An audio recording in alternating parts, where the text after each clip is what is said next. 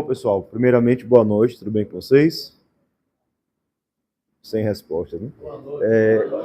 Espero que tenham tido um bom final de semana. A gente vai dar início hoje a um assunto novo, né? Que, na verdade, vai ser a medula espinhal do processo penal como um todo, né? Então, o nosso assunto vai ser, a gente vai falar sobre o procedimento, né? Como funciona a marcha processual do processo penal. E esse vai ser o nosso assunto da agora até o final do semestre. A gente vai falar sobre vários tipos de procedimentos diferentes também, até a gente chegar no final do semestre, tranquilo? Então, vou começar falando com vocês sobre o chamado rito ordinário, né, o procedimento comum. A gente vai falar também depois sobre o rito sumário, que é um rito mais abreviado, o rito sumaríssimo, que é aquele da Lei 9.099 e 95, que é a Lei de Juizados Especiais. Vamos falar também sobre o rito do Tribunal do Júri, que é o rito mais complexo que nós temos, né? Ele tem várias etapas, várias fases, e a gente vai estudar sobre ele também no segundo bimestre, tranquilo? Mas, basicamente, hoje a gente vai falar sobre o procedimento comum, tratando das diversas fases dele, desde quando ele começa até, vamos tentar chegar aí até o juízo de absolvição sumária e a citação, certo? Mas vamos verificar quanto a gente vai poder avançar nesse assunto. Em primeiro lugar, queria dizer para vocês que o processo penal, né, ele inicia, existe duas teorias, basicamente, para poder dizer onde começa o processo penal propriamente. A teoria mais processualista, digamos assim, né, mais vinculado até mesmo à teoria geral do processo, entende que o processo penal ele só começa quando eu tenho uma lide formada. E quando eu tenho uma lide formada? Quando o réu ele é chamado ou convidado a poder participar daquela relação processual.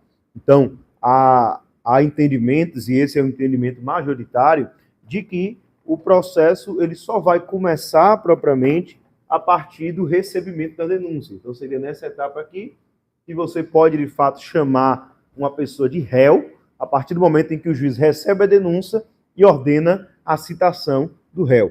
Essa é a posição majoritária. Outra posição minoritária é a posição que entende que o processo ele começa desde a fase investigativa.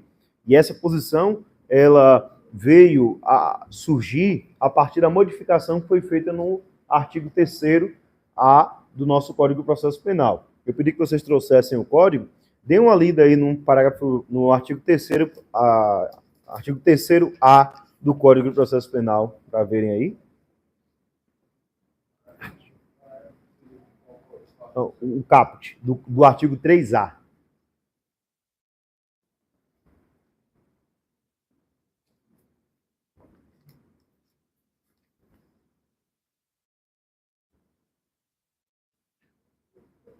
Pode sim. O processo penal terá estrutura acusatória, vedada na iniciativa do juiz, na fase de investigação, e a substituição da atuação probatória do órgão de acusação. Pronto, perfeito. Então, aqui nós temos algumas informações importantes. A primeira informação é de que a estrutura do processo ela vai ser acusatória. O que significa ter uma estrutura acusatória? A estrutura acusatória é justamente aquela em que eu tenho partes bem definidas, acusatória, eu tenho partes bem definidas, que são o juiz, o órgão acusador, nesse caso o Ministério Público, e a defesa. Cada um dentro desse modelo cumpre uma função específica. Esse modelo ele vai se contrapor ao modelo inquisitório, que é o que a gente vai falar sobre ele daqui a pouco. No modelo inquisitório, uma única figura é que cumpre todos os papéis, né? É ele quem acusa, é ele quem julga, é ele quem toma as decisões, sem ter essa distribuição do ônus probatório e até mesmo do ônus processual. Essa distinção ela é muito importante, né? Porque foi uma consolidação legislativa daquilo que já havia sido entendido do ponto de vista jurisprudencial, mas uma superação também do modelo inquisitório para o processo penal como um todo, que é aquele modelo que, para vocês terem uma ideia, né, a grande referência era o período medieval, né, no Maleus Maleficarius, o Martelo das Bruxas, que era o código, né, penal e processual penal da época medieval. Ele estabelecia que uma única figura era a pessoa quem recebia a informação, apurava os fatos, era ele quem determinava a produção de provas e no final era aquela mesma pessoa que julgava. Então, é bem verdade que esse tipo de entendimento ele é um tanto que incompatível com o modelo democrático, porque ele abre margem para vários tipos de arbitrariedades, certo? Então, o processo penal como um todo, ele tem essa estrutura acusatória. Por outro lado, nesse mesmo artigo 3A, ele vai falar do processo penal e ele vai falar que é vedada a atuação do juiz na fase do inquérito, né, na fase investigatória. Ou seja, para essa concepção minoritária, ele está dizendo, olha, o processo penal ele tem duas fases. Ele tem a fase investigativa e a fase processual. Então, nesse sentido, a parte de investigação faz parte do processo penal. Então, nós temos essas duas posições aí sobre essa questão do inquérito, da natureza propriamente, né, do inquérito policial, se ele está dentro da fase processual, na verdade, se ele é processo penal ou não. Como eu falei para vocês, o entendimento majoritário é de que processo ele só se forma a partir do recebimento da denúncia, mas há entendimentos minoritários que entendem que a partir da instauração do inquérito policial nós já temos aí um processo em sua fase investigativa, uma vez que tanto o Ministério Público, quanto a defesa, quanto o juiz, eles atuam também dentro dessa fase. Outro ponto interessante a gente observar é que o início do processo penal, ele ocorre, né, a partir, considerando a visão minoritária, né, que é a visão que a gente está adotando aqui, a concepção de que o processo ele começa a partir da instauração de um inquérito policial pressupõe que esse inquérito policial, para ser instaurado, ele precisa de algum tipo de motivação ou de alguma espécie de impulso para que o inquérito policial ele venha nascer. E aí nós temos algumas formas ou alguns meios através dos quais a autoridade policial ela vai tomar conhecimento de um fato considerado como criminoso. Esse modo através do qual a autoridade policial ela toma conhecimento do fato considerado como criminoso é chamado de notitia criminis.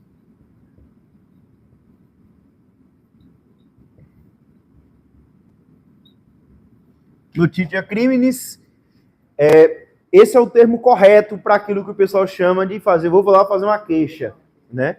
Então, o termo correto, na verdade, é notitia criminis. A pessoa vai noticiar um crime. E aí, quando ela noticia um crime, eu tenho os meios que isso pode acontecer. O primeiro são chamados meios de cognição, né? Ou seja, meios através do qual o fato criminoso chega ao conhecimento da autoridade policial. O primeiro meio é a chamada cognição imediata. A cognição imediata é aquela que advém das atividades comuns da polícia investigativa, da polícia judiciária, que eu vou falar sobre ela daqui a pouco. Então, como é que o fato ele chega ao conhecimento da autoridade policial de forma comum, né, ou nas atividades rotineiras?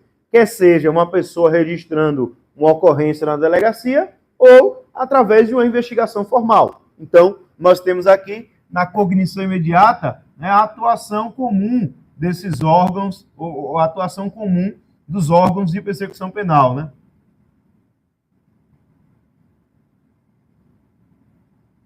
Dos órgãos de persecução penal. Por outro lado, nós temos a chamada cognição imediata. Cognição mediata. Né? Mediata é algo que necessita de algo para chegar até aquela finalidade. Essa cognição imediata é aquela que é exercida por requisição do Ministério Público ou até mesmo do juiz. Então, o juiz ou o promotor de justiça, ou procurador na esfera federal, eles podem determinar a instauração do inquérito policial. Então, nesse caso, nós temos uma notitia criminis mediata, né, que é justamente aquela que advém de uma requisição. A pergunta é, pode a autoridade policial rejeitar a requisição? Porque aqui tem um primeiro ponto, né? Deixa eu chegar aqui. Na cognição imediata, a autoridade policial ela pode entender que não é o caso ali de crime e não decidir pela não instauração do inquérito policial.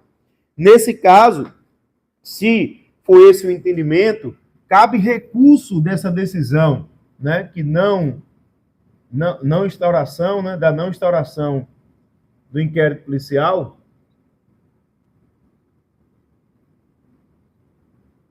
A não instauração do inquérito policial cabe recurso para o chefe de polícia. Na imediata, é o próprio ofendido que vai, né? Oi? Na imediata, é o próprio ofendido que vai procurar? Pode ser o próprio ofendido, é um dos modos, que é quando a pessoa vai registrar o boletim. Mas, por exemplo, num crime que não tem vítima, como tráfico de drogas, às vezes na atividade de investigação, a autoridade policial pode chegar a esse conhecimento, ou até mesmo no caso de alguma pessoa fazer a notícia desse crime. Então, se é um tráfico, por exemplo, que está incomodando você enquanto vizinho, você vai lá na delegacia e registra que está acontecendo um tráfico na casa tal. Então, não necessariamente é o próprio ofendido, certo? Mas é uma forma de conhecimento que advém da rotina do trabalho comum da Polícia Judiciária. Mas a própria polícia pode ter iniciativa própria de fazer? Sim. Como eu falei, no caso de uma investigação, entende? Então, a gente começou a investigação, temos também, nesse caso, o que eu vou falar daqui a pouco sobre o princípio da serendipidade, que é o encontro fortuito de provas. Então, às vezes, você está investigando um determinado crime, como acontece muitas vezes comigo. Eu estou investigando homicídio, sempre. Né? Eu trabalho com homicídio. Eu estou investigando homicídio, do homicídio eu descubro um tráfico de drogas, eu descubro uma lavagem de dinheiro, eu descubro algum outro crime, né, em relação àquilo. Então, isso é uma forma de cognição imediata também, porque ela é fruto da atividade comum da investigação policial, ou atividade administrativa, como é o caso do registro de boletim de ocorrência. Tranquilo? Aí eu falei para vocês que se o delegado se recusa a instaurar um inquérito policial, nesse caso da cognição imediata, cabe recurso ao chefe de polícia. Por outro lado, no caso da cognição imediata, em regra, a autoridade policial ele não pode recusar a instauração do inquérito, salvo se, né, no caso, eu já fiz isso, por exemplo, no caso do artigo 30 da Lei de Abuso de Autoridade, que prevê que constitui crime de abuso de autoridade a instauração de procedimento administrativo, né, nesse caso, que é a natureza do processo do inquérito policial, né, um procedimento administrativo, sem justa causa, né, constitui abuso de autoridade. Então, se for verificado que aquela instauração ela vai ensejar um crime de abuso de autoridade, então, nesse caso, o delegado pode se recusar a instaurar o inquérito, mesmo no caso da cognição imediata. Outra forma de cognição é a chamada cognição coercitiva.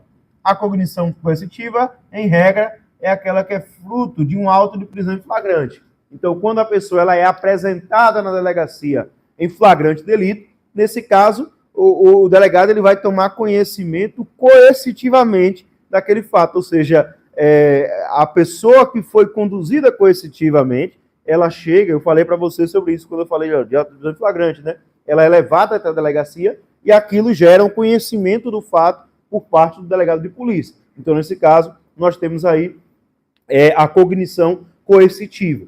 E, por fim, nós temos também a chamada cognição apócrifa, que é o caso da denúncia anônima, né? Então, na denúncia anônima, nós temos a cognição dita apócrifa, né, ou delação apócrifa, é quando alguém anonimamente, quer seja pelo Disque 100, pelo 180, né, ou até mesmo pode chegar a informações de outras formas também até a delegacia, e essa notificação desse fato anonimamente, ela não vai ensejar de pronto uma instauração de inquérito policial. Isso é considerado, inclusive, isso pode ser considerado, inclusive, abuso de autoridade, a instauração de um inquérito policial, simplesmente com informações de denúncia anônima. Então, recebido a denúncia anônima, aí vai acontecer aquilo que está previsto no artigo 5º, parágrafo 3º. Quem pode ler aí?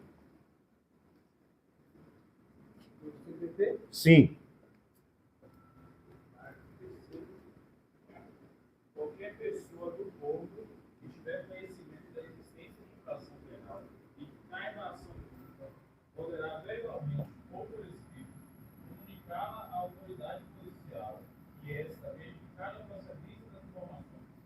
mandará instaurar inquérito. Então, perceba, ele diz o seguinte, olha, antes de instalar o inquérito, de mandar instalar o inquérito, verificada a procedência da informação. Então, por conta disso, foi criado um procedimento administrativo próprio, chamado verificação de procedência de informação, e esse procedimento, ele, via de regra, é anterior ao inquérito policial. E eu vou falar sobre ele daqui a pouco, quando eu for falar da disponibilidade. Tem um outro detalhe também, em relação à questão da instalação de inquérito policial, que é basicamente no caso de inquérito policial ou de crime que acontece, na verdade, contra o praticado por autoridade com foro por prerrogativa de função. Então, se o crime foi praticado por autoridade com foro por prerrogativa de função, então, nesse caso, será necessário a autorização do órgão que seja onde caiba, né, a condução do processo contra aquela autoridade, para que eu possa dar prosseguimento à investigação. Então, se, por exemplo, eu estou investigando um prefeito municipal, nesse caso eu preciso oficiar ao Tribunal de Justiça solicitando autorização para instauração de inquérito policial contra aquela autoridade com foro prerrogativa de função.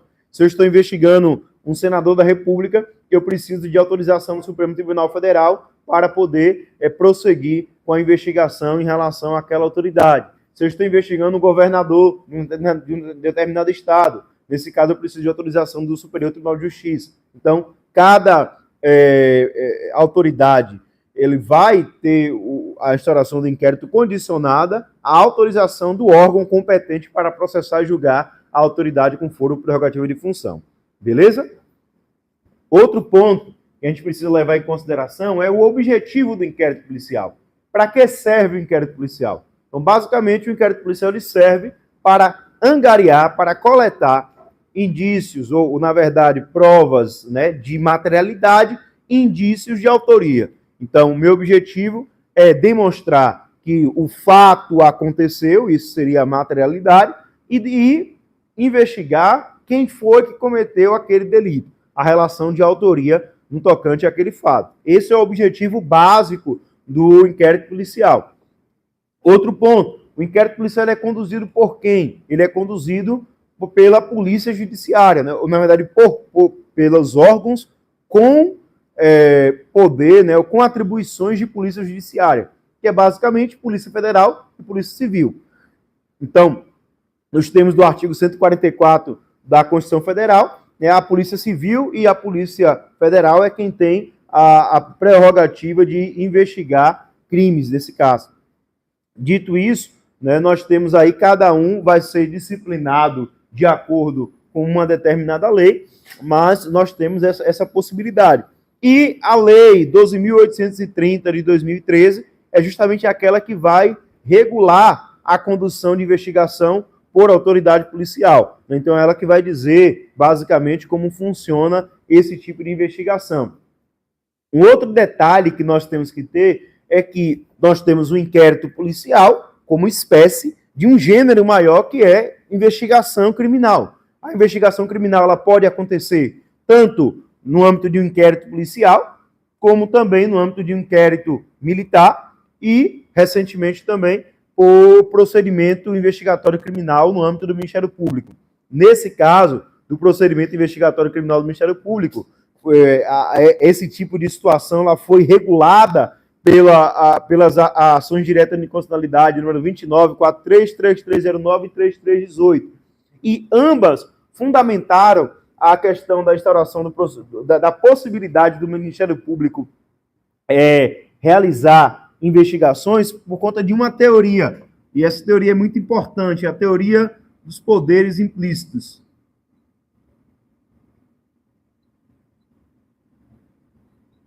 O que é que diz essa teoria dos poderes implícitos?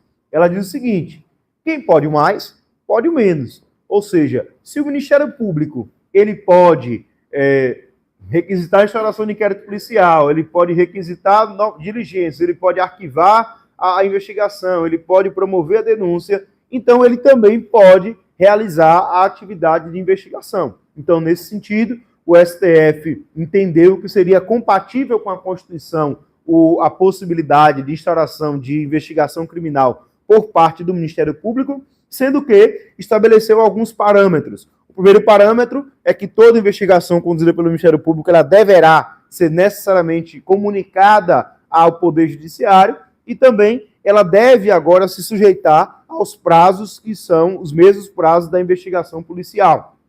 E aí, dentro dessas ADIs, foram estabelecidas várias medidas para poder conferir ou dar ao Ministério Público capacidade de realizar essas investigações, né? Porque, se você for olhar a estrutura do Ministério Público em geral, ela não tem estrutura necessária para realizar investigações, né? Porém, o Ministério Público ele tem se juntado ou angariado pessoas de outros órgãos para poder realizar esse tipo de investigação. Nós temos aqui na Bahia, por exemplo, o GAECO, que é o Grupo de Atuação Especial de Combate ao Crime Organizado, né? E nesse caso, você tem lá no GAECO do Ministério Público, você tem policiais civis, você tem policiais militares, você tem outros agentes de outras forças que compõem esse tipo de estrutura com a finalidade de conferir ao Ministério Público essa possibilidade de investigar determinados crimes ditos mais complexos. Beleza?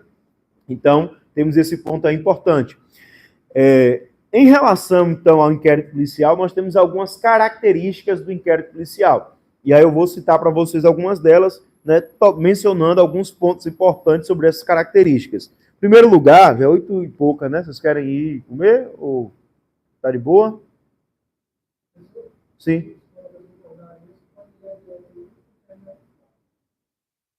Todo mundo concorda ou alguém quer ir comer? Não? Então, de boa. Então, algumas características que o inquérito policial tem. Em primeiro lugar, ele é um procedimento, em regra, escrito, certo? A única exceção, ou seja, todos os atos do inquérito policial eles devem ser reduzidos a termo.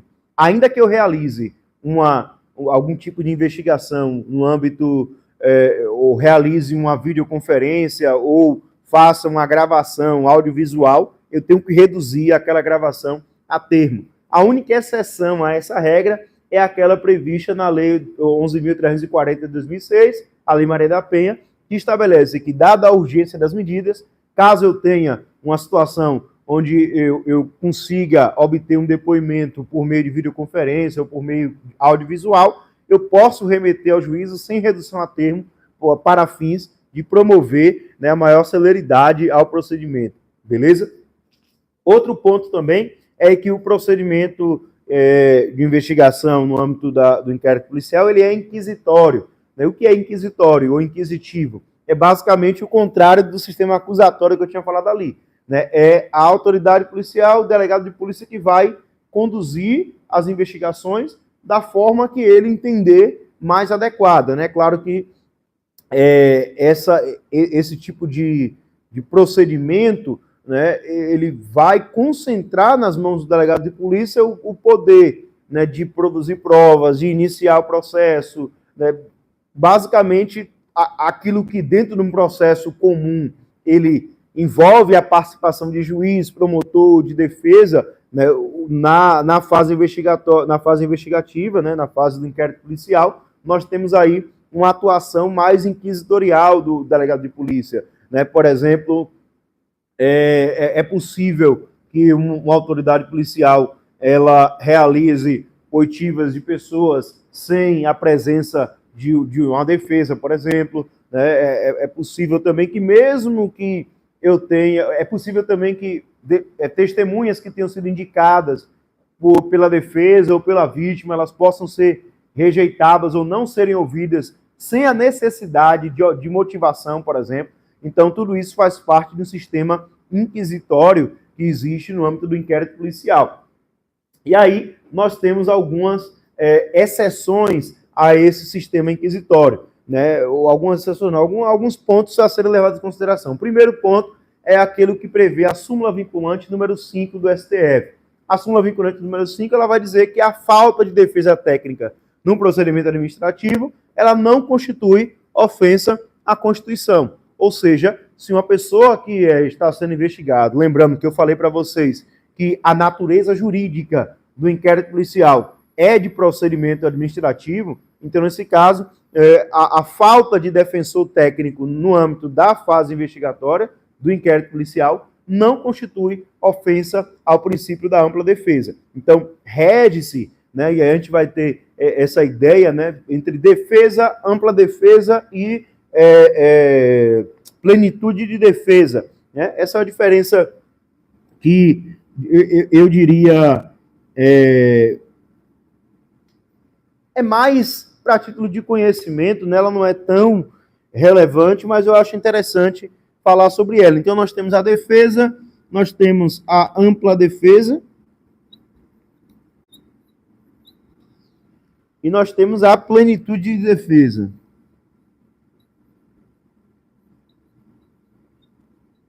Então, a defesa, o direito de defesa existe no âmbito do inquérito policial. Ele não é obrigatório. Porém, a defesa ela pode ser exercida no âmbito do inquérito policial. Existe investigação defensiva também. Né? Existe a possibilidade, né, do defensor ele indicar testemunhas, dele, de fato, indicar até mesmo a produção de determinadas provas, né? Se ele solicitar a requisição de determinada perícia. Então, tudo isso é possível dentro do inquérito policial, porém não é obrigatório. Então, isso seria um direito de defesa que a pessoa tem no âmbito do inquérito. No âmbito do processo comum, nós temos aí, nesse caso, o direito de ampla defesa. Nesse sentido, todos os atos que são praticados no processo, eles devem ser acompanhados pela defesa do réu. Quer seja uma defesa do advogado constituído, quer seja uma defesa do advogado dativo, né, aquele advogado que é nomeado pelo juiz, ou até mesmo o caso da defensoria pública. Então, ele sempre tem que ter alguém lhe defendendo, e essa defesa ela será de natureza essencialmente técnica. Então, esse é o princípio da ampla defesa. Por outro lado, nós temos também a plenitude de defesa. Essa é específica para o caso do tribunal do júri, né, previsto na Constituição. A plenitude de defesa permite, inclusive, a utilização de argumentos metajurídicos para poder realizar a defesa de uma pessoa. Então, você vai ter, por exemplo, situações de júri que você tem a possibilidade de carta psicografada utilizado como elemento de prova em um tribunal do júri, para poder convencer os jurados. Isso não seria admitido num processo criminal comum, mas pelo princípio da plenitude de defesa, isso é, digamos assim, um plus, né, em relação à ampla defesa, e permite que a defesa utilize de todo e qualquer recurso, ainda que metajurídico. Beleza? Professor, na fase do inquisitório, que eu disse que pode ouvir sem a presença da defesa. Sim. Mas esse depoimento não pode ser anulado? Só será anulado se houver prova de que o depoimento foi colhido sob algum tipo de coação ou algum tipo de crime. Se não houver prova disso, o depoimento será válido, plenamente, mesmo sem ter advogado. Tranquilo? É por isso que eu, por exemplo, o que eu faço? Eu costumo, a depender, claro, da investigação, a pessoa que é ouvida sem advogado, eu costumo gravar o depoimento, né, audiovisual. Reduzo a termo, mas deixo gravado, justamente para poder depois provar que não houve nenhum tipo de coação ou nenhum tipo de violação de direitos. Certo? Exatamente, né? Perfeito. Uma exceção em relação a esse princípio inquisitório é o caso de morte por intervenção de agente do Estado, né? Morte por intervenção legal de agente do Estado. Nesses casos, né, quer sejam agentes previstos no artigo 144 da Constituição Federal, que são as forças de segurança pública, ou os agentes do artigo 142 da Constituição Federal, que são aqueles membros das Forças Armadas no exercício dos poderes da garantia da lei e da ordem, né, da GLO. E, nesses casos, tanto os agentes de segurança pública quanto as Forças Armadas agindo na garantia da lei e da ordem, eles têm a prerrogativa de serem defendidos no âmbito da investigação criminal, quer seja, né, por defensor constituído por eles, ou até mesmo, no caso, pela Defensoria Pública, ou, eventualmente, né, algum tipo de defesa vinculada à associação ou ao sindicato daquela categoria. Então, nesse caso, é uma exceção a essa absolutividade, né, da noção de inquisitorial no âmbito do inquérito policial. Beleza?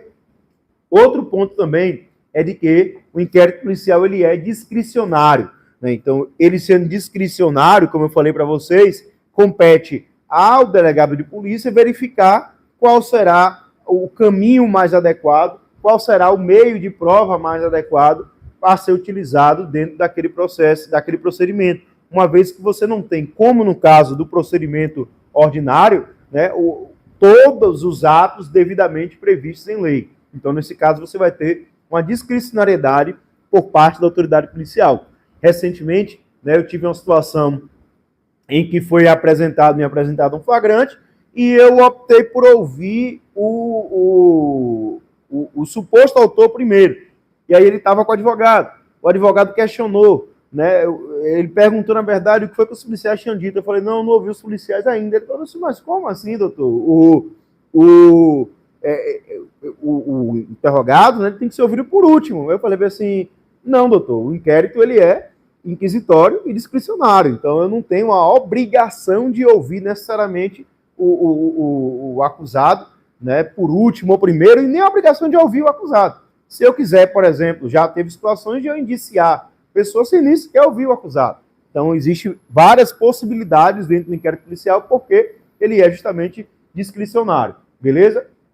Outro ponto também é que o inquérito policial ele é oficial. Oficial porque ele é conduzido por um órgão oficial do Estado, né, por um agente do Estado legitimamente investido para aquela função. Então, nesse sentido, ele é oficial. Cuidado, né, porque isso é diferente de ser oficioso. Né? Oficioso é no sentido de que ele é obrigatório, ou seja, uma vez, né, instaurado o inquérito policial, a autoridade ela tem que conduzir a investigação e tem que concluir essa investigação. E também, né, se a autoridade estiver diante de um fato considerado como crime, ela deve instaurar o inquérito. Então, nesse sentido, ele é oficioso. Então, oficial, porque é conduzido por um órgão oficial do Estado, por um agente oficial do Estado legitimamente investido, e oficioso no sentido de que ele é obrigatório, né? Ou seja, ele deve ser realizado se eu estiver diante de um fato típico, ilícito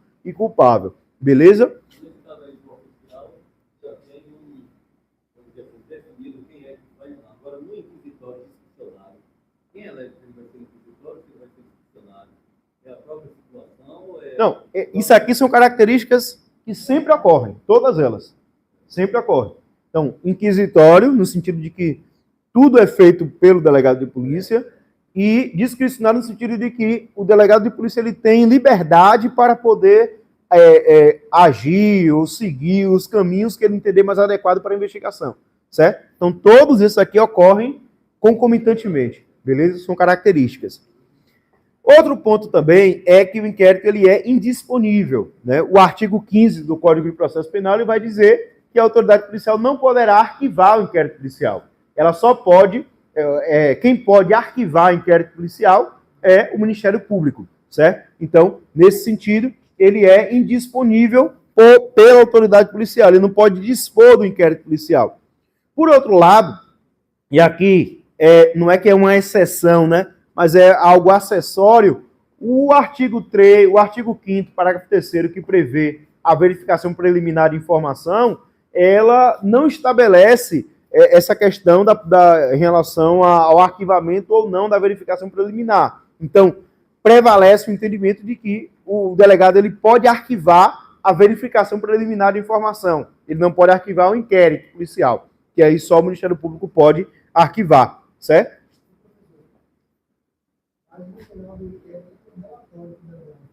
Isso, exatamente. O relatório ele pode, ele perceber o inquérito da investigação, percebendo que não é uma questão de denúncia, ele pode no relatório dele já.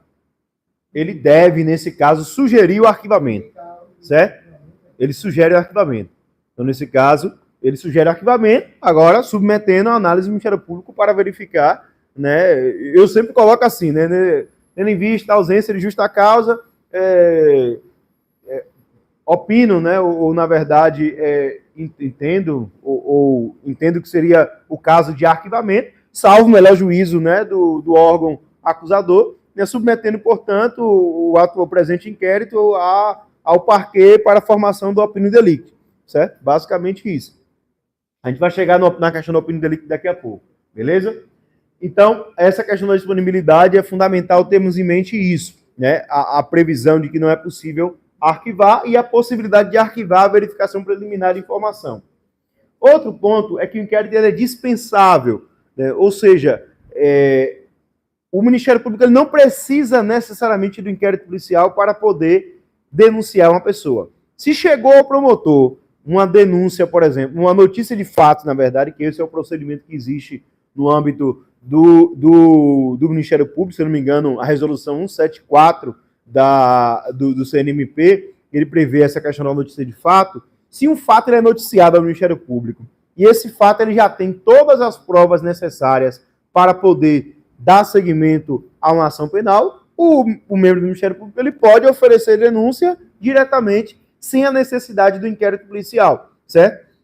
Então, nesse sentido, o inquérito policial ele é dispensável.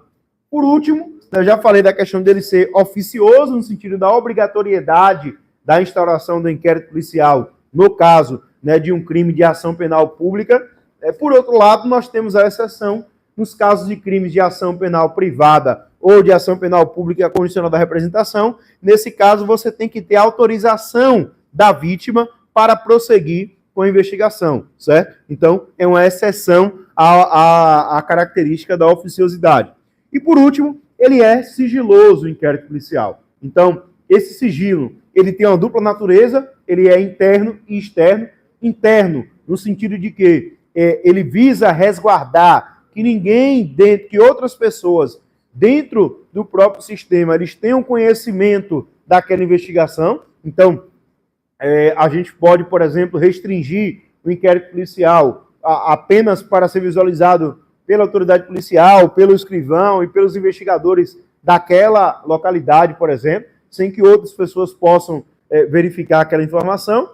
E o sigilo externo, que diz respeito à curiosidade pública, né, quer seja do povo em geral, como também da mídia, por exemplo. Acontece muitas vezes da mídia querer informações sobre o andamento da investigação, informações sobre o acusado, sobre a vítima, entre outros, né, e esse sigilo ele deve ser resguardado, né, por parte da autoridade policial. Por último, a súmula vinculante número 14, ela prevê que a defesa ela tem direito de ter acesso aos documentos, aos fatos já documentados no inquérito policial, que digam respeito ao exercício do direito de defesa do seu representado, nesse caso. Então, se é iniciada uma investigação contra uma pessoa, a partir do momento que aquela pessoa toma conhecimento de que há uma investigação contra ela, ela pode contratar um advogado, esse advogado ele vai solicitar o acesso aos autos, e esse acesso aos autos não poderá ser negado pela autoridade policial. Caso a autoridade policial ela negue essa autorização, se a negativa ela vier com algum tipo de motivação, essa negativa ela deve ser submetida, a defesa ela pode requerer judicialmente o acesso aos autos. Ou, se simplesmente o delegado se recusar a fornecer o acesso aos autos, nesse caso a defesa pode impetrar uma reclamação constitucional, né, para poder dizer que a autoridade está descumprindo a súmula vinculante número 14. Oi? O habeas data é para obter informação quando você não tem outro meio necessário para aquilo, né? Não é o caso de habeas data nesse caso, na minha cabeça não, certo? Mas, quem sabe, pode ser possível, né? Então, dito isso... Oi? Isso, ação no judiciário. Mas não é necessário, porque basta uma requisição ao judiciário solicitando acesso aos autos e ele vai determinar, tá certo? Dito isso, nós temos uma questão em relação aos prazos do inquérito policial. Isso daqui é importante. Primeiro, a regra geral é que, se a pessoa estiver solta, o inquérito ele deve ter o prazo de 30 dias, prorrogáveis, né, em tese, por mais 30 dias, só que, na verdade, esse prazo ele pode ser prorrogado, né, quantas vezes forem necessários, a critério do juiz. Então, a autoridade policial ela pede mais prazo e o juiz ele pode ou não conceder um prazo maior para aquele tipo de investigação, a depender da complexidade da investigação e de outras circunstâncias do caso concreto. Já no caso do réu preso, no início, na verdade, do réu não, do investigado preso, nesse caso, nós temos um prazo de 10 dias para a conclusão do inquérito policial, prorrogáveis agora por mais 15 dias, conforme prevê o artigo 3A do Código de Processo Penal, que estabelece o juiz de garantias. Então, antes disso, era o prazo de 10 dias improrrogáveis, né? Agora, com a modificação do novo pacote de crime, nós tivemos a possibilidade do juiz de garantias ele prorrogar o inquérito policial por mais 15 dias, beleza? Essa é a regra geral, porém nós temos algumas regras específicas. A primeira delas é a regra prevista na lei federal, que estabelece as atribuições e competências da Justiça Federal, onde vai estabelecer que o inquérito conduzido pela Polícia Federal, ele terá um prazo também de 30 dias, prorrogáveis quantas vezes forem necessários, no caso do solto, mas no caso do preso, o prazo inicial é de 10 dias, é de 15 dias, e nesse caso, prorrogável por mais 15 dias, beleza? Esse é o caso da Justiça Federal. Outro ponto é o caso do inquérito policial que diz respeito à investigação de crime previsto na Lei 11.343 de 2006, que é a Lei de Drogas. Então, se eu estou investigando tráfico de drogas, nesse caso, a própria lei me dá um prazo de 30 dias para o preso, prorrogáveis por mais 30, e, se estiver solto, o prazo de 90 dias, prorrogáveis por mais 90 dias. Nós temos duas situações excepcionais que são pouco estudadas, na verdade, né? Primeiro, no caso do inquérito policial militar. No caso do inquérito policial militar, o prazo para investigação ele é de 40 dias, prorrogáveis por mais 20, se estiver solto, ou de 20 dias improrrogáveis, se estiver preso. E o caso da Lei de Crimes contra a Economia Popular, que nesse caso prevê um prazo de 10 dias, quer seja para o investigado solto ou preso, o prazo para a conclusão será de 10 dias. Beleza? Passado esse prazo, né, estabelecido pelas leis específicas para a conclusão do inquérito policial, a defesa pode suscitar, nesse caso, se for o caso do preso, né, o relaxamento da prisão, por entender que há uma ilegalidade na prisão pelo fato do prazo ter sido superado, ou, no caso do preso, é possível, né, que nos termos, se eu não me engano, do artigo 31 a 32 da Lei de Abuso de Autoridade, que seja suscitado o crime de abuso de autoridade pelo prolongamento injustificado da investigação por mais tempo do que é aquele estabelecido em lei. Uma vez que o próprio fato de a pessoa estar sendo investigada no inquérito policial já constitui um constrangimento, né? Então, não é razoável, entende a Lei de Abuso de Autoridade, que uma investigação se prolongue por muitos anos sem que haja uma conclusão ou sem que haja uma marcha adequada para aquele processo, para aquele inquérito. Beleza? Oi? Não, nesse caso com ele solto. Com preso, vai ser pedido o relaxamento da prisão, certo?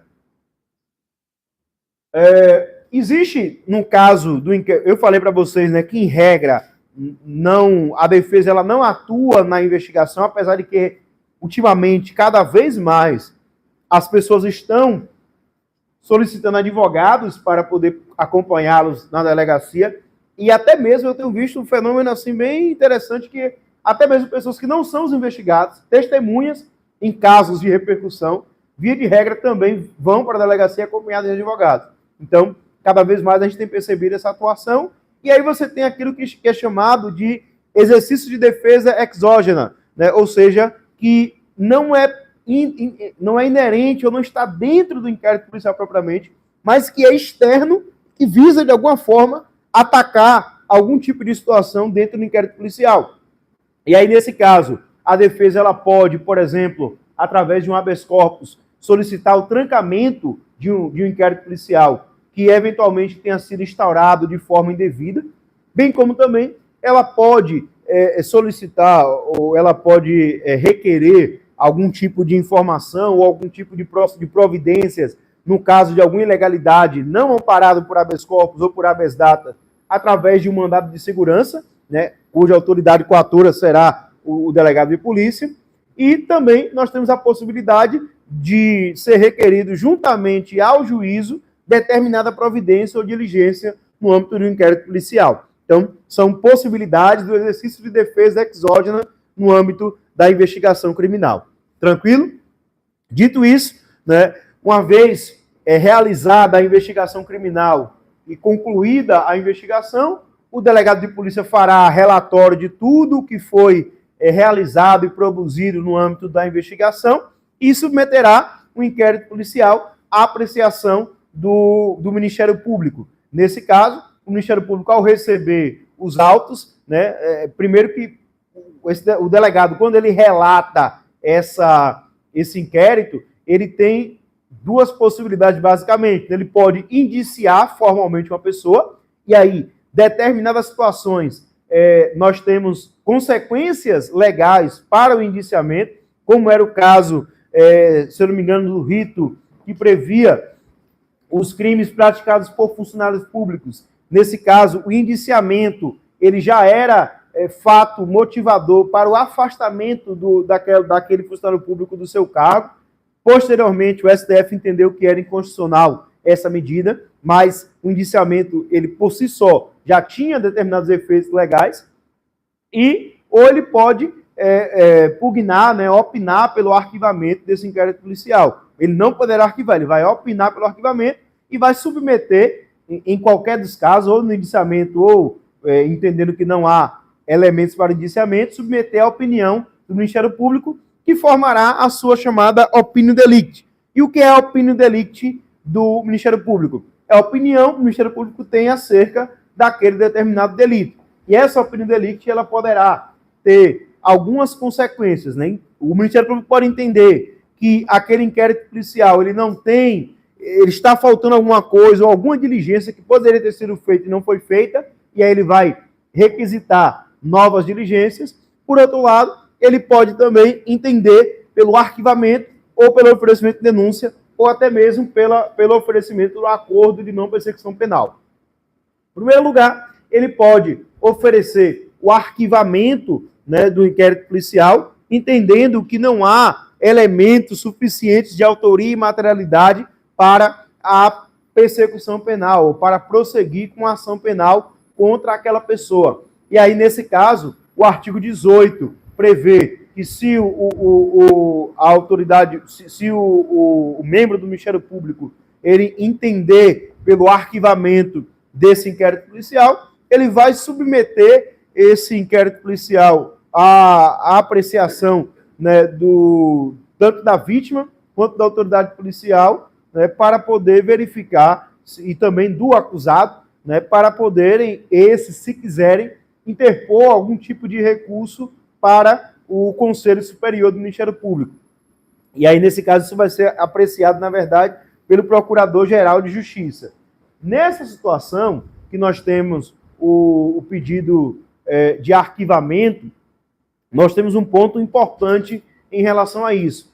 Primeiro, o porquê que ele é submetido, a vítima, ao acusado e à autoridade policial.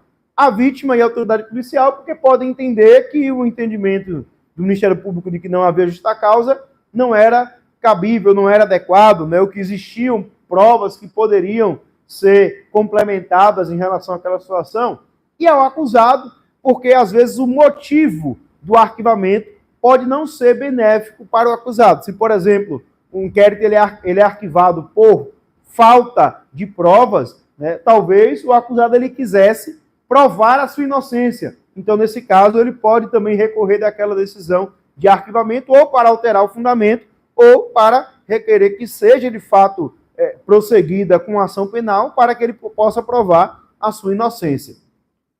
Outro ponto também que nós temos que levar em consideração é a necessidade, e essa foi uma modulação feita pelo Supremo Tribunal Federal em relação à modificação que foi feita no artigo 28 do Código de Processo Penal, porque antes, quando o Ministério Público ele promovia o arquivamento, ele submetia ao juiz e o juiz homologava o arquivamento daquele inquérito policial. Agora não. A nova previsão legal, o próprio Ministério Público é que promove o arquivamento e o inquérito está arquivado.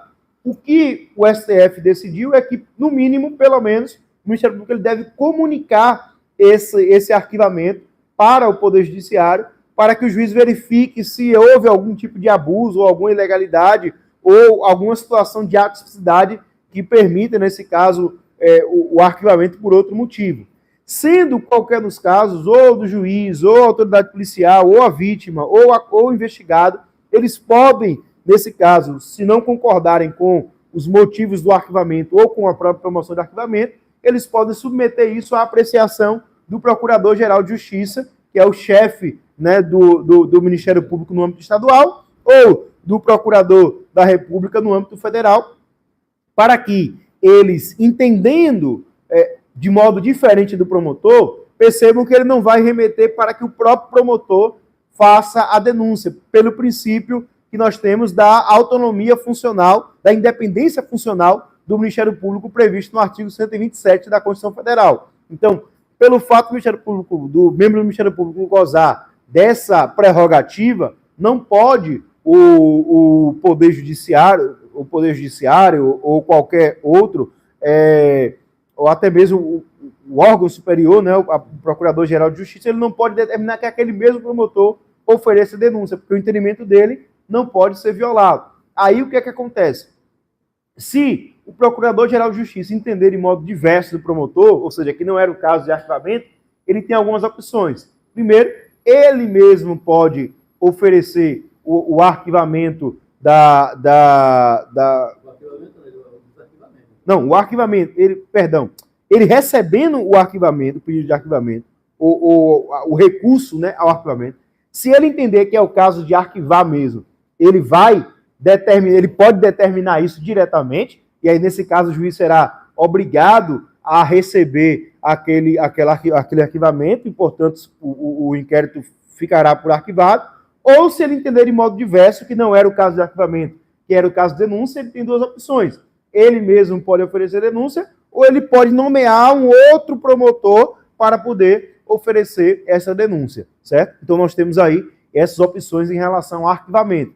Por outro lado, também pode ser entendido pelo promotor, né, nos casos dos crimes cuja pena mínima ela não seja superior a 4 anos, né, o artigo 28A prevê a possibilidade da propositura de um acordo de não persecução penal, certo? E aqui nós temos alguns detalhes em relação a essa ANPP. Abram aí o artigo 28A do Código de Processo Penal, que ele vai dizer o seguinte: não sendo o caso de arquivamento e tendo o investigado confessado formal e circunstancialmente. Então, percebam, para o oferecimento do acordo de não persecução penal, que é um acordo que permite que, mesmo a pessoa tendo cometido o crime, aquele caso não vá adiante, né, não gere formalmente uma ação penal, esse tipo de situação, então, pode o Ministério Público oferecer um acordo de não persecução penal, para não prosseguir com aquela investigação. E aí, nesse caso, o primeiro requisito que nós temos aqui é o fato da pessoa ter confessado formalmente aquele delito. Ele não precisa ter confessado no curso da investigação. O Ministério Público ele pode promover uma audiência específica para poder realizar esse acordo e para coletar a confissão formal daquele investigado. Muitos disseram, né, quando foi implementado o acordo de não persecução penal, que isso seria algo parecido com aquilo que acontece nos Estados Unidos, que é o plea bargain, né, quando o Ministério Público lá, ele tem a possibilidade de barganhar, né, a pena ou barganhar o crime que vai ser aplicado naquele caso concreto com o investigado em troca da confissão daquele investigado. Não é exatamente o mesmo caso aqui, né? Quando se a gente fosse falar de lei de organização criminosa, a gente poderia falar de forma mais detalhada sobre isso, mas o que importa saber aqui é de que o acordo de não persecução penal, ele, em primeiro lugar, exige a confissão formal do investigado. Outro ponto que o artigo vai dizer é que a prática de infração penal sem violência ou grave ameaça. Então, para que eu possa aplicar o acordo de não persecução penal, é necessário que o crime ele tenha sido praticado sem violência ou grave ameaça. Prosseguindo, o artigo ele vai dizer com pena mínima inferior a 4 anos. Então, perceba, a pena mínima ela tem que ser inferior a 4 anos, ela não pode ser igual. Né?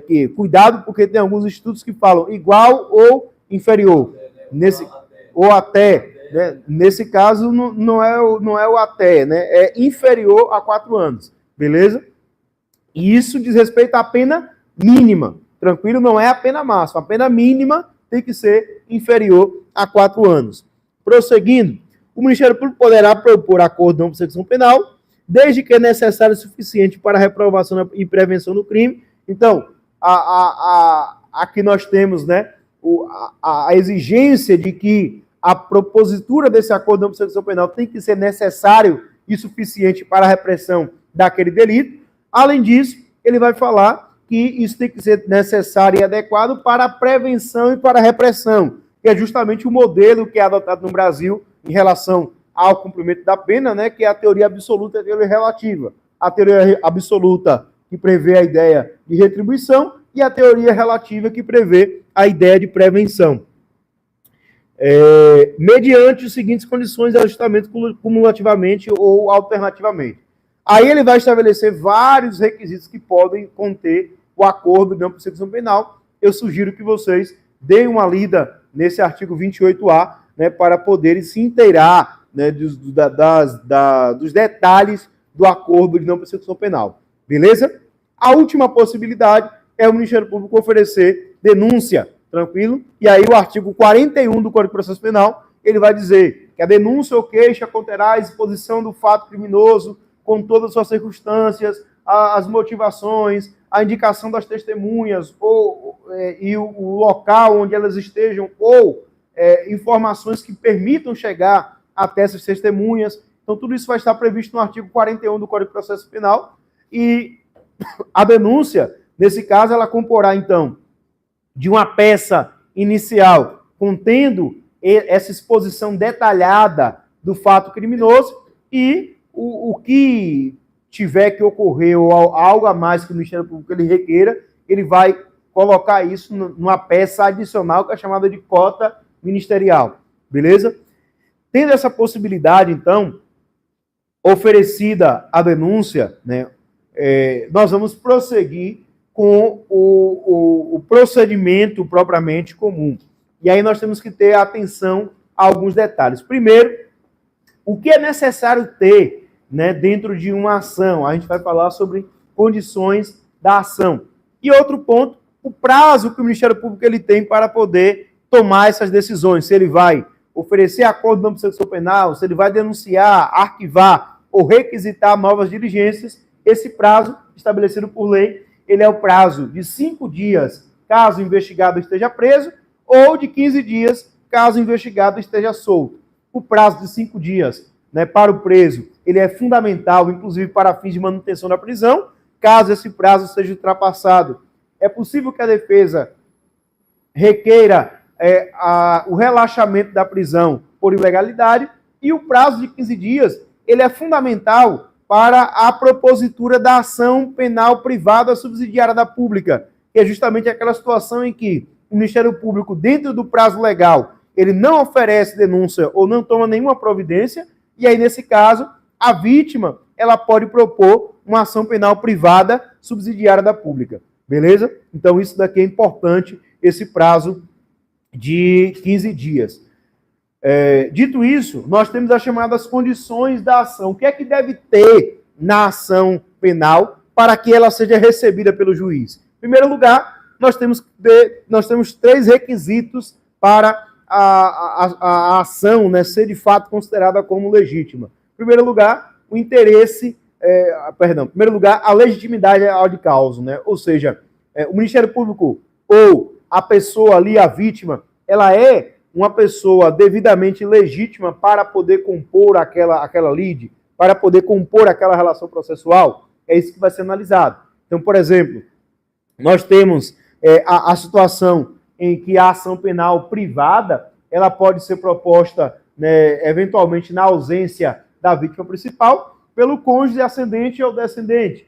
Então, nesse caso, se eu tenho um primo oferecendo uma ação penal privada em favor daquela pessoa, nesse caso, esse primo, ele não é uma parte legítima para aquela situação, porque a lei prevê especificamente o CAD, cônjuge ascendente ou descendente.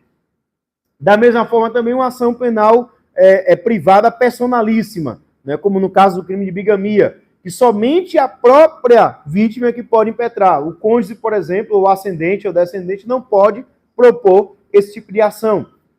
Por outro lado, se eu tenho a situação de uma ação penal pública condicionada à representação, em que não tenha a representação do ofendido. Nesse caso, mesmo que o Ministério Público ofereça a denúncia, o juiz ele pode rejeitar a denúncia por entender que o Ministério Público não era legitimado para poder propor aquela ação, já que faltava a representação do ofendido, que era a condição específica daquela ação. Beleza? Então, primeiro ponto, a legitimidade da causa. Segundo ponto, o interesse de agir. O interesse de agir, ele vai verificar a necessidade, a adequação, né, e a utilidade da propositura daquela ação. Então, por exemplo, se eu tenho uma situação em que um furto de um frango, né, dentro de um frango assado, por exemplo, né, por parte de uma pessoa, ela furtou aquilo para poder saciar a sua fome. Então, nesse caso, você percebe que você instaurar uma ação penal, né, prosseguir com a ação penal para punir uma pessoa, né, que cometeu um furto famélico, por exemplo, nesse caso não é necessário, nem adequado, nem útil prosseguir com um inquérito, com um processo como esse. Então, nesse caso, o juiz pode entender que falta interesse de agir no caso desse tipo de situação. E, por outro lado, nós temos também a possibilidade, né, ou a justa causa como condição da ação. E o que é a justa causa? É se há, de fato, prova de materialidade e indício suficiente de autoria para a propositura daquela ação. Então, se o juiz verificar que não há prova de materialidade, por exemplo, eu tenho um crime previsto na lei de drogas, um crime de tráfico de drogas, e eu não tenho um laudo, minimamente um laudo preliminar de constatação da droga, né? Então, nesse caso, eu não tenho justa causa para a propositura daquela ação penal. E isso já foi até objeto de julgamento pelos tribunais superiores, né, que entenderam que, por exemplo, para fins de recebimento da denúncia, basta o laudo preliminar da droga, de constatação da droga, eu não preciso do laudo definitivo, né? Por outro lado, para a condenação de mérito, para a sentença, aí sim eu preciso de um laudo definitivo. Da mesma forma também, os crimes da lei de armas, o crime da lei 10.826 de 2003. Nesse caso, eles precisam da comprovação, né, do funcionamento, do estado de funcionamento daquela arma, para que eu tenha, aí sim, uma prova de materialidade daquele crime, já que é um crime de perigo abstrato. Por outro lado, também, crimes contra a pessoa, por exemplo, um crime de homicídio ou um crime de lesão corporal. Eu preciso do laudo de necrópsia ou do laudo de lesão corporal para que eu possa ter a materialidade adequada para a propositura daquela ação. Sem isso, eu não tenho justa causa para a propositura daquela ação e o juiz ele pode rejeitar aquela denúncia. Beleza? E aí? Sim. Com relação à ação de declaração, no caso de uma informação sexual contra menor, Certo. o Ministério Público, então, pode representar, se não tiver um ascendente ou descendente e tal, o Ministério Público aí tem legitimidade, então, para... A importação sexual é crime de ação pública incondicionada. Então não precisa de representação de ninguém, não. Certo? O Ministério Público pode oferecer a denúncia independentemente da anuência, até mesmo da vítima. Certo? Da vítima, mesmo que seja maior.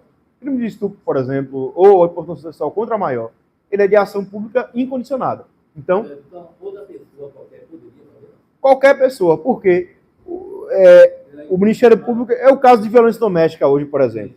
Então, a lesão corporal leve, que por força da Lei 9.099 seria de ação pública condicionada à representação, mas como a lei 9.099 não se aplica à lei 11.340, que é a lei de Maria da Penha, nesse caso, para os crimes previstos na lei Maria da Penha, a lesão corporal leve ela é de ação pública incondicionada. Então, nesse caso, se você tem notícia, qualquer pessoa tem notícia de que alguém sofreu uma violência nesse sentido, pode representar, pode noticiar esse fato, a investigação vai correr e o Ministério Público vai denunciar, independentemente da vontade da vítima, certo?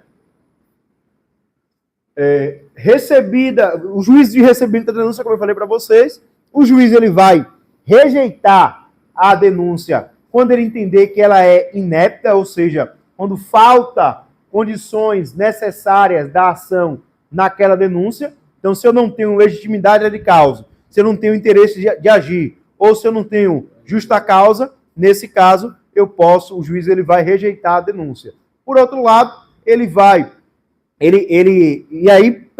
rejeitando a denúncia, cabe recurso dessa decisão. O recurso cabível é o recurso em sentido estrito, né, o RESE. Então, cabendo o recurso em sentido estrito, o Ministério Público ele pode interpor o recurso em sentido estrito com a finalidade de fazer com que haja a modificação dessa decisão de rejeição da denúncia. Vocês lembram que o recurso em sentido estrito ele tem um efeito regressivo, no sentido de que o juiz ele pode se retratar daquela decisão. Então, se ele se retratar da decisão e receber essa denúncia, ele vai prosseguir com essa denúncia. Só que nós temos, em relação a isso, uma súmula que determina o seguinte, que uma vez ofertado o recurso de distrito da decisão que rejeitou a denúncia, o juiz deverá notificar o investigado, nesse caso, o denunciado, para que ele ofereça contrarrazões. Então, antes de apreciar o mérito daquela decisão, o juiz deverá noticiar ou notificar o investigado, o denunciado, para que ele ofereça contrarrazões do recurso em sentido estrito interposto contra a decisão que rejeitou a denúncia. Por quê? E aí percebam, em tese, o réu só comporia a relação processual depois de citado se a denúncia foi recebida. Até então, ele não foi notificado. Só que, nesse caso, como a modificação da decisão de rejeição da denúncia vai implicar em algo negativo para o investigado, então, nesse caso, há essa determinação para que o juiz ele intime o investigado, para que o investigado ele possa promover sua defesa, oferecendo contrarrazões. Oferecidas as contrarrazões, o juiz ele vai analisar se ele reformar a decisão, ele pode reformar essa decisão de pronto. Se ele não reformar, ele vai remeter os autos à instância superior, que vai decidir pela manutenção ou não da decisão de rejeição da denúncia. Por outro lado, caso receba a denúncia, não há recurso específico para o recebimento da denúncia, o que há é uma ação autônoma de impugnação, que nesse caso seria a impetração de habeas corpus para fins, né, de trancamento da ação penal, caso seja entendido, né, pela defesa que não cumpriu, né, ou que a denúncia tinha algum tipo de inépcia ou que faltava algum tipo de condição da ação.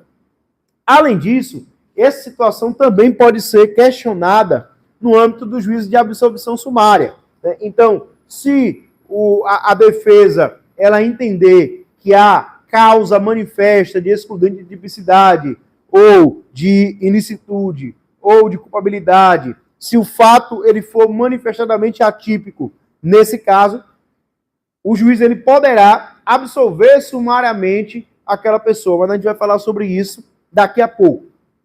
Porque isso só acontece depois que o réu ele é citado. E aí vem um outro ponto importante do nosso estudo, que é a citação, certo? Recebida a denúncia ou queixa contra uma pessoa, o réu será citado para promover sua defesa no prazo de 15 dias. Então, essa citação, ela pode acontecer basicamente de 3 formas diferentes. O primeiro caso é a chamada citação pessoal, que é quando o oficial de justiça ele vai até a casa da pessoa, ele encontra a pessoa e ele intima pessoalmente, ele cita pessoalmente aquela pessoa para que ela possa apresentar a defesa. Então, qual é a consequência disso? Nesse caso, a pessoa terá o prazo de 15 dias para constituir um defensor. Caso ela não constitua um defensor no prazo de 15 dias, o juiz nomeará ou um defensor dativo, que é um advogado qualquer que o juiz nomeia para aquele caso específico, né, advogado ad hoc, nomeado para aquele caso especificamente, ou, nesse caso, ele pode também, se houver defensoria pública, né, notificar a defensoria pública para que promova a defesa daquela pessoa. Outra situação é a chamada citação por hora certa, que é quando o oficial de justiça verifica que o acusado ele está se furtando de ser intimado. Então, o oficial bate na casa da pessoa, bate, ninguém chama, ninguém atende. Né? O oficial pergunta aos vizinhos, os vizinhos falam, não, ele está em casa aí, a moto dele está aí na porta da casa e tudo. Aí o oficial de justiça faz o quê? Ele vai dizer o seguinte, olha, avisa para ele que eu vou passar aqui amanhã, 2 horas da tarde, para poder citar ele. Certo? Se o oficial de justiça chega lá no dia seguinte, na hora certa, e a pessoa não está lá, nesse caso, ele vai ser considerado como citado. Então, nesse sentido, a citação por hora certa, ela é uma causa que nós chamamos de citação ficta, né? Uma citação que não é real, certo? Nós temos aqui a citação ficta e a citação real. Pode falar? Aí o vizinho lá, ele fala para o vizinho avisar para passar no outro dia, às 14 horas. Mas aí ele vem no dia seguinte, o réu não está, mas você também não tem certeza se o vizinho avisou a ele. Independentemente, né? Porque entenda, isso só vai acontecer se for verificado que o acusado está querendo se furtar de ser citado. Então, nesse sentido, né, o oficial de justiça ele vê que a pessoa sabe que está para ser citado, porém ela se recusa a ser citada. Então, se ele verificar isso, ele pode determinar a citação por hora certa. Beleza? Aí também, nesse caso, a citação por hora certa, ele vai ter 15 dias para poder constituir defensor. Caso não seja constituído, aí, nesse caso, vai ser nomeado um defensor dativo ou a defensoria pública. Por último, nós temos a situação da citação por edital, que é quando o acusado estiver em local incerto ou não sabido, nesse caso ele será citado por meio de um edital que é publicado no Diário Oficial de Justiça, né, citando tal pessoa para poder apresentar a sua defesa em determinado processo. Se essa pessoa citada por edital não comparecer ou não constituir advogado, nesse caso o processo ficará suspenso pelo prazo da prescrição, podendo, nesse caso, o juiz, né, determinar a antecipação de provas consideradas como necessárias, né, ou, eventualmente, provas que podem se deteriorar. E aí, é justamente o que está previsto no artigo 366 do Código de Processo Penal. Alguém pode ler, por favor? Não.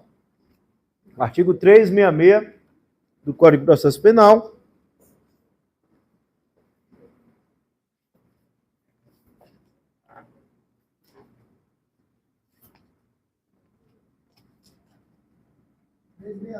Sim. Se o acusado citado por edital não comparecer nem constituir advogado, ficará suspenso o processo e o curso do prazo prescricional, podendo o juiz determinar a produção antecipada das provas consideradas urgentes e, se for o caso, decretar a prisão preventiva nos termos do disposto no artigo 302. Pronto. Então, nós temos aqui algumas situações, né? Em primeiro lugar, a suspensão do prazo do processo e do prazo prescricional. O prazo prescricional, vocês estudaram em Direito Penal, né, 2, é justamente aquele que extingue a punibilidade passado determinado período. Se a pessoa não foi encontrada, não é justo que o prazo prescricional continue correndo. Então, nesse caso, o juiz determinará a citação ou determinará a suspensão do processo e do prazo prescricional. E aí vem a guerra de qual é o período de suspensão desse processo e do prazo prescricional. Existe ainda, na verdade, uma celeuma entre o STF e o STJ. Por quê? O STJ, ele vai dizer que o prazo, nesse caso, será o mesmo prazo da prescrição.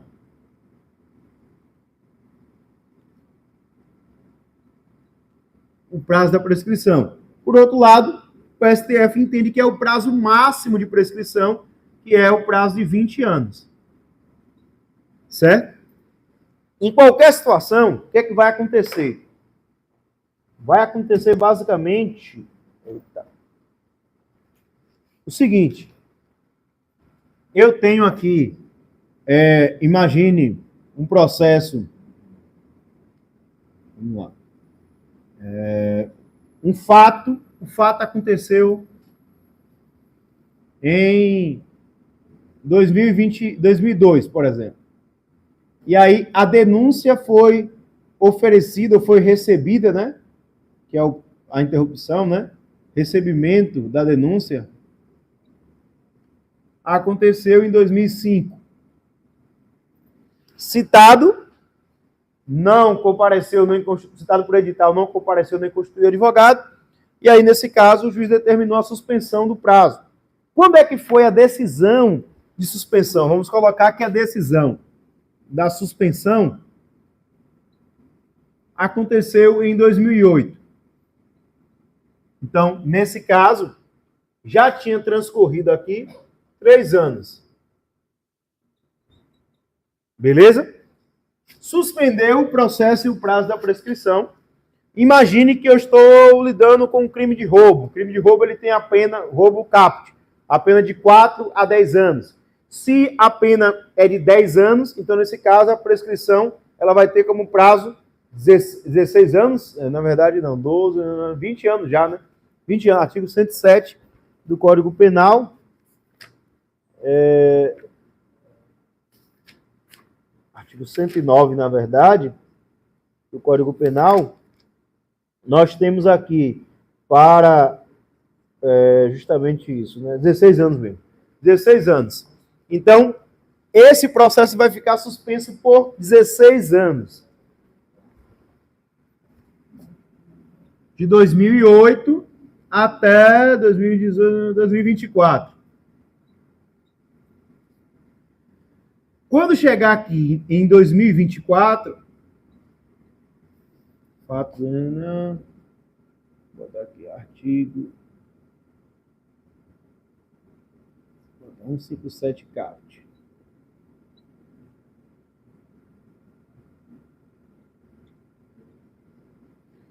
Quando chegar aqui em 2024, o processo volta a correr, então vai acontecer toda a marcha, né, a audiência, tudo mais. E aí, nesse caso, até a sentença de mérito... Oi? Para voltar a correr, se a pessoa não foi encontrada, certo?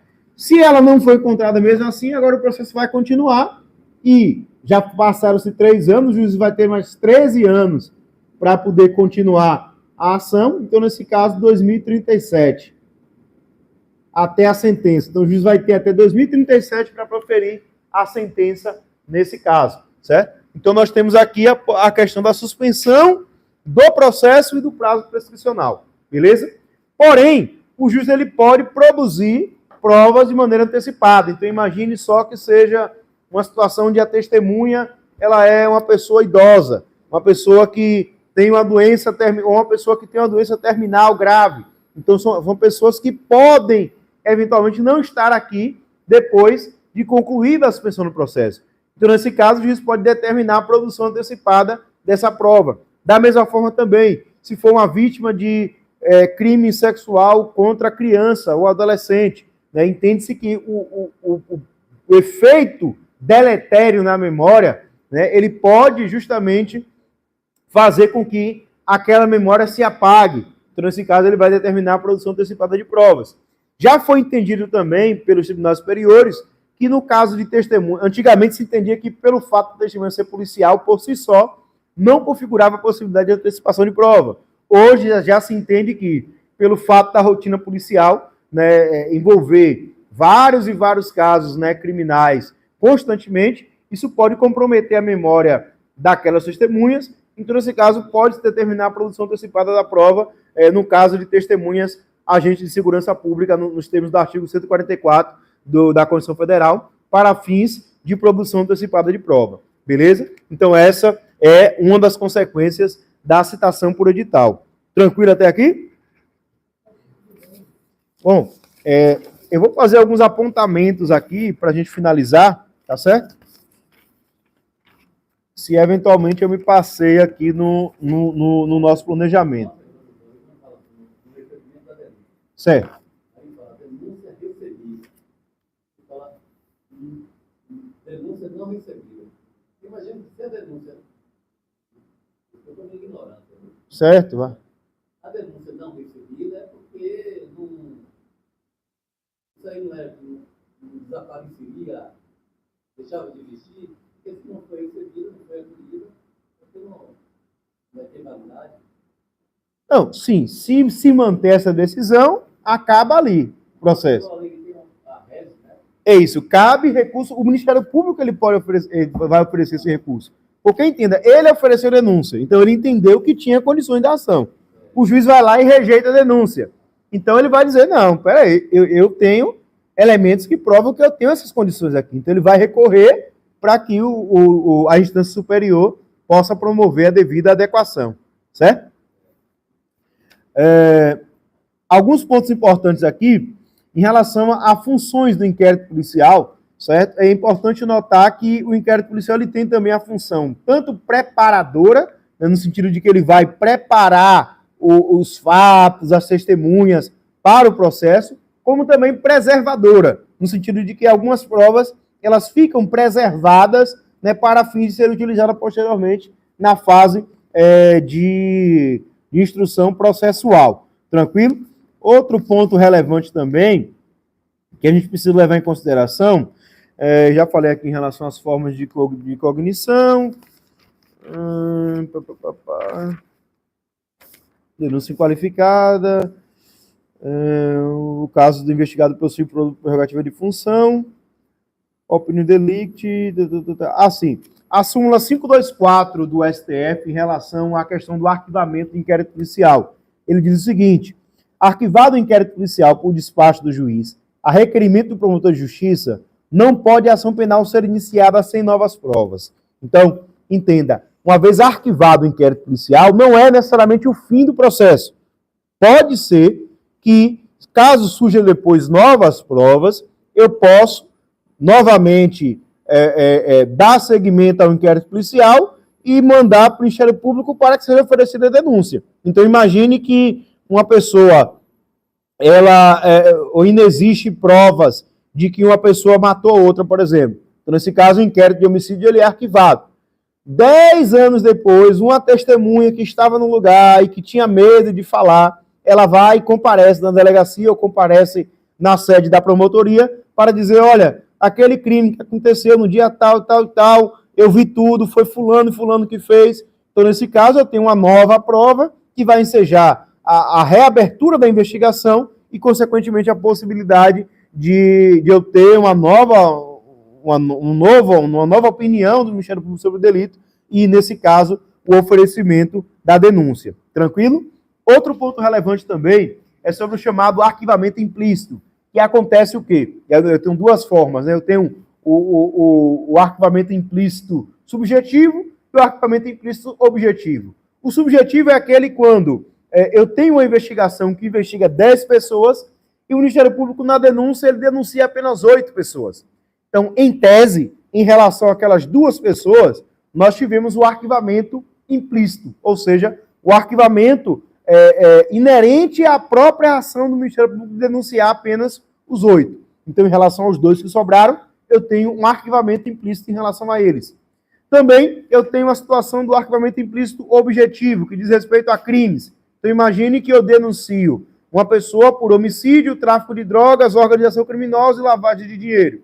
E aí, nesse caso, o Ministério Público oferece denúncia apenas por homicídio, tráfico de drogas e organização criminosa, não se manifestando sobre a lavagem de dinheiro. Então, nesse caso, eu tenho um arquivamento implícito objetivo em relação ao crime de lavagem de dinheiro. A doutrina, né, na verdade, a legislação brasileira não permite o arquivamento implícito no sentido de essa situação estar arquivada de pronto. O que vai acontecer é que o juiz vai receber a denúncia em relação aos 8 que foram indiciados, em relação aos 3 crimes que foram apontados, mas em relação aos 2 que não foram indiciados e ao crime que não foi apontado na denúncia, ele vai remeter ao procurador de justiça, né, para fins, né, de confirmação ou não daquele arquivamento, beleza? Então esse é um ponto importante aí em relação a arquivamento.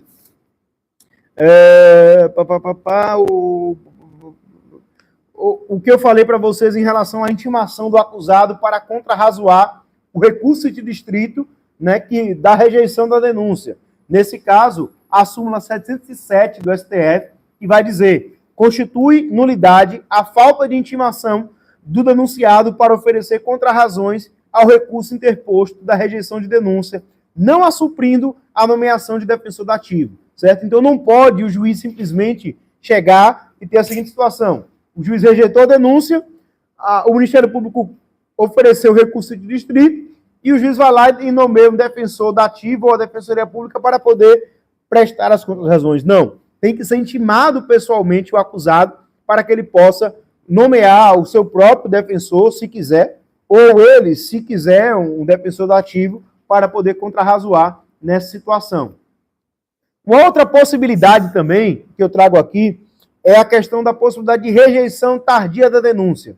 Então, imagina a seguinte situação: teve todo esse processo aqui, e lá na frente, né, no meio de uma audiência de instrução, por exemplo, o juiz entende que faltava, né, uma condição necessária da ação. Então, vamos supor que ele entenda mais à frente que houve uma ilegitimidade da parte. Uma ilegitimidade da parte. Isso só foi, esse conhecimento, né, só foi possível depois que houve a instrução e julgamento, ele ouviu testemunhas e tal, ele chegou a essa conclusão. Então, ao invés dele proferir uma decisão, uma sentença absolutória, ele pode rejeitar tardiamente a denúncia. Ele vai dizer: olha, falta condições necessárias para a ação, então eu não vou proferir uma sentença absolutória, não. A decisão que recebeu a denúncia é uma decisão que não foi válida juridicamente. Então, eu vou rejeitar essa denúncia, mesmo que tardiamente. Então, esse é um ponto também relevante para a gente levar em consideração.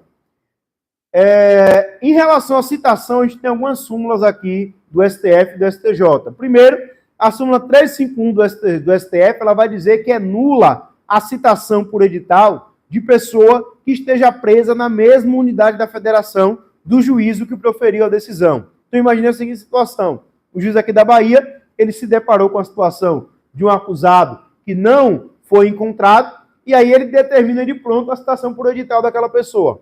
Sendo que depois verifica-se que aquela pessoa estava presa no conjunto, no presídio de Serrinha, por exemplo. Nesse caso, a citação por edital é considerada como nula. Por quê? Se o preso estava dentro da unidade da federação que o juízo atua, era possível que o juízo pesquisasse nos sistemas que ele tem, né, para verificar onde estava domiciliada aquela pessoa. Então, nesse caso, é considerada como nula por força da súmula do STF. Outro ponto importante também que eu falei para vocês, a súmula 415 do STJ é quem vai estabelecer esse prazo da prescrição para fins da suspensão do processo, né, quando o acusado citado por edital não comparece ou não constitui advogado.